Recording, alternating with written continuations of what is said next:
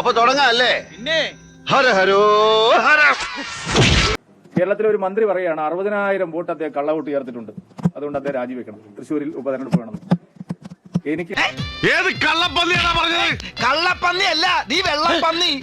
LDF-നോടും UDF നേതാക്കന്മാരോട് പറയാനുള്ളത്, എടോ 60,000 vote ഒരു MLA പോലും ഇല്ലാത്ത പാർട്ടി ഞങ്ങൾ ഇവിടെ അനധികൃതമായി ചേർക്കുമ്പോൾ നിങ്ങൾ എന്ത് കണ്ടിരിക്കുകയായിരുന്നു? ഇവിടെ നിങ്ങളൊക്കെ പോയി തൂങ്ങിച്ചാവുന്നതാണ് നല്ലത്. 60,000 കള്ള വോട്ട് ഞങ്ങൾ ഇവിടെ ചേർക്കുമ്പോൾ കേരളത്തിലെ ഏറ്റവും വലിയ പാർട്ടി എന്ന് അവകാശപ്പെടുന്ന CPM-ഉം ഏറ്റവും വലിയ ജനപിന്തുണയുള്ള പാർട്ടി എന്ന് പറയുന്ന UDF-ന്റെയും പ്രവർത്തകർക്ക് അത് കണ്ടുപിടിക്കാൻ കഴിഞ്ഞില്ലെങ്കിൽ നിങ്ങൾ കെട്ടിത്തൂങ്ങി ചാവുന്നതാണ് നല്ലത്. അല്ല, ഒരു കോൺഗ്രസിന്റെ ഒരു ഉന്നത നേതാവ് പറഞ്ഞത്, നരേന്ദ്രമോദിയുടെ ബൂത്തിൽ ഒരു സന്യാസി മഠത്തിലെ 50 പേർ ഒരേ അഡ്രസ്സിൽ കൊടുത്തിരിക്കുന്നു. ഒരു വലിയ നേതാവ്, ഇവിടുത്തെ തൃശ്ശൂരിൽ വലിയ പ്രഗത്ഭനായിട്ടുള്ള ഒരു നേതാവ്, നേരത്തെ MLA ആയിട്ടുള്ള ഒരാള്, KPCC-യുടെ വൈസ് പ്രസിഡന്റ് ആയിട്ടുള്ള ഒരാള്, അദ്ദേഹം പറയാണ് നരേന്ദ്രമോദിയുടെ ഒരു ബൂത്തിൽ ഒരു സന്യാസി മഠത്തിൽ 50 വോട്ടുകൾ ഒരേ പേര് ഹെഡിൽ. ഇവനൊക്കെ ഏത് ലോകത്താണ്? എവിടുന്ന് വന്നടാ ഇവനൊക്കെ? വല്ലാത്ത തലവേദന, ഞാനൊന്ന് കിടക്കട്ടെ. എന്നെ പറയാൻ സമ്മതിക്കും. ഇവിടെ കന്യാസ്ത്രീ മഠങ്ങളിലും ഞാൻ പറയട്ടെ, വ്യാജ വോട്ടല്ല, കന്യാസ്ത്രീ മഠങ്ങളിൽ ഞാൻ പറയട്ടെ, കന്യാസ്ത്രീ മഠങ്ങളിലും ഞാൻ പറഞ്ഞിട്ട് നിങ്ങൾ പറഞ്ഞോ, കന്യാസ്ത്രീ മഠങ്ങളിലും ആശ്രമങ്ങളിലും എല്ലാം 100 വോട്ടും 50 വോട്ടും ഒക്കെ ഇഷ്ടംപോലെ ആൾക്കാർ ചേർക്കുന്നുണ്ട്. നിങ്ങൾ ശാന്തിഗിരി പോയാൽ നിങ്ങൾക്കറിയാം, അമൃതാനന്ദമായി പോയാൽ അറിയാം, തൃശൂർ ബിഷപ്പ് ഹൗസിന്റെ കീഴിലുള്ള കന്യാസ്ത്രീ മഠങ്ങളിൽ പോയാൽ നിങ്ങൾക്കറിയാം.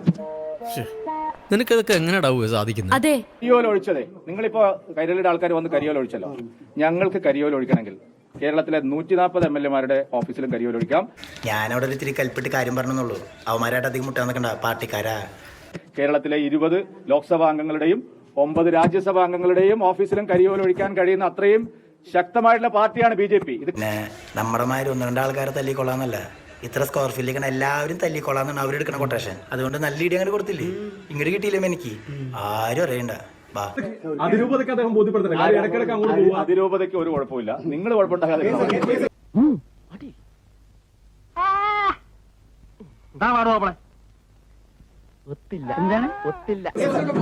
ക്രിസ്മസിനൊക്കെ ഇനിയും പോകണ്ട നിങ്ങൾക്ക്, ഞങ്ങൾ ഇനിയും പോകും, ക്രിസ്മസിനും പോകും. ഒന്നുകൂടി ഞാൻ പറയാം, 2029 മാത്രമല്ല 2034 സുരേഷ് ഗോപി ഇവിടെ തന്നെ ഉണ്ടാവും. ഇനിയും വോട്ട് ചേർക്കും, വലിയ ഭൂരിപക്ഷത്തിൽ, ഇരട്ടി ഭൂരിപക്ഷത്തിൽ ഞങ്ങൾ ജയിക്കും.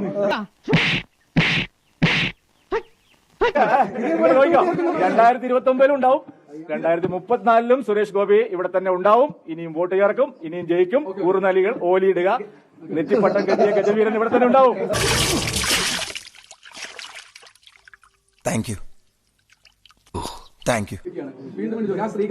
ഞങ്ങൾക്ക് അതിന്റെ ആവശ്യമില്ലെന്ന് പരാതി കൊടുത്ത നിയമ നടപടി വരട്ടെ. പ്രതിഷേധ മാർച്ചിൽ സുരേഷ് ഗോപി പങ്കെടുക്കുന്നില്ല, അദ്ദേഹത്തിന് പങ്കെടുത്ത് മന്ത്രിയല്ല, MP-യാണ്. അപ്പൊ BJP പാർട്ടിയാണോ അദ്ദേഹത്തെ വിജയിപ്പിച്ചു? കൈരളി ഞങ്ങൾ നന്നാക്കാൻ വരണം.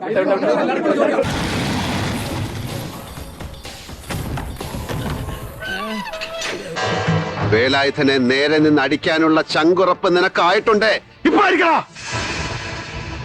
പോകുന്നു. Bye bye.